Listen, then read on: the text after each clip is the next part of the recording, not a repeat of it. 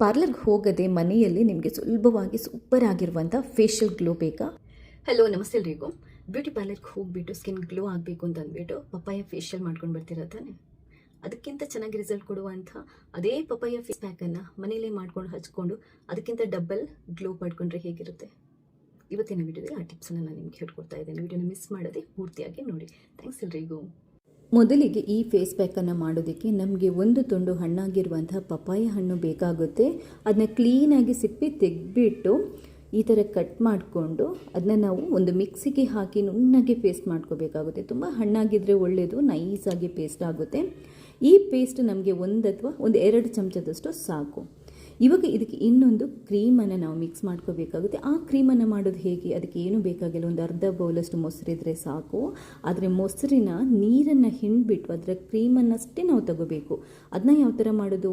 ಒಂದು ಕ್ಲೀನಾಗಿರೋಂಥ ಬಟ್ಟೆಗೆ ಹಾಕಿ ಕ್ಲೀನಾಗಿ ಅದನ್ನ ನಾವು ಈ ಥರ ಹಿಂಡಿ ಆ ನೀರನ್ನು ಕಂಪ್ಲೀಟಾಗಿ ತೆಗೆದುಬಿಡಬೇಕು. ಅದಾದ ನಂತರ ನೀರನ್ನು ಬೇಕಾದರೆ ಚೆಲ್ಬಿಡಿ. ಈ ಕ್ರೀಮನ್ನು ಅಷ್ಟೇ ನಾವು ಇದಕ್ಕೆ ಉಪಯೋಗ ಮಾಡುವಂಥದ್ದು. ಆವಾಗ ನಮಗೆ ಆ ಫೇಸ್ ಪ್ಯಾಕ್ ಕ್ರೀಮಿಯಾಗಿ ಸೂಪರಾಗಿ ಬರುತ್ತೆ. ಮುಖಕ್ಕೆ ನೀಟಾಗಿ ಅಪ್ಲೈ ಮಾಡೋದಕ್ಕೆ ಹೆಲ್ಪ್ ಆಗುತ್ತೆ. ಅದಾದ ನಂತರ 1 ಚಮಚದಷ್ಟು ಮುಲ್ತಾನಿ ಮಿಟ್ಟಿ. ನಿಮ್ಮದು ಆಯಿಲಿ ಸ್ಕಿನ್ ಆದರೆ, ಡ್ರೈ ಸ್ಕಿನ್ ಆದರೆ ಕಡಲೆ ಹಿಟ್ಟನ್ನು ಉಪಯೋಗ ಮಾಡ್ಕೊಳ್ಳಿ. 1 ಟೀ ಸ್ಪೂನಷ್ಟು ಗುಲಾಬಿ ನೀರು, 1 ಟೀ ಸ್ಪೂನಷ್ಟು ಜೇನುತುಪ್ಪ. ಇಷ್ಟೇ ಬೇಕಾಗಿರುವಂಥದ್ದು. ಎಲ್ಲದನ್ನು ಹಾಕಿಬಿಟ್ಟು ಕ್ಲೀನಾಗಿ ಕಲಸಿ ನೈಸಾಗಿ ನೀಟಾಗಿ ಪೇಸ್ಟನ್ನು ರೆಡಿ ಮಾಡ್ಕೊಳ್ಳಿ. ಈ ಪೇಸ್ಟನ್ನು ಮುಖನ ತೊಳೆದ್ಬಿಟ್ಟು ಮುಖಕ್ಕೆ 1-2 ಲೇಯರಷ್ಟು ಕೋಟ್ ಮಾಡ್ಕೋಬೇಕು.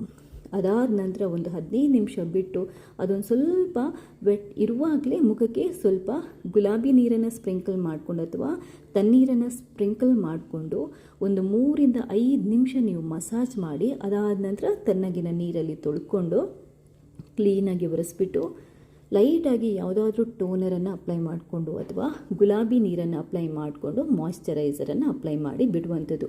ಮುಖಕ್ಕೆ ಸಖತ್ ಗ್ಲೋ ಸಿಗುತ್ತೆ. ವಾರಕ್ಕೆ 1 ಸರಿ ಥರ ಮಾಡಿದರೆ ಸಾಕು. ಯಾವುದನ್ನಾದರೂ ಮುಖಕ್ಕೆ ಹಚ್ಚೋಕ್ಕಿಂತ ಮುಂಚೆ ಪ್ಯಾಚ್ ಟೆಸ್ಟ್ ಮಾಡ್ಕೊಳ್ಳಿ.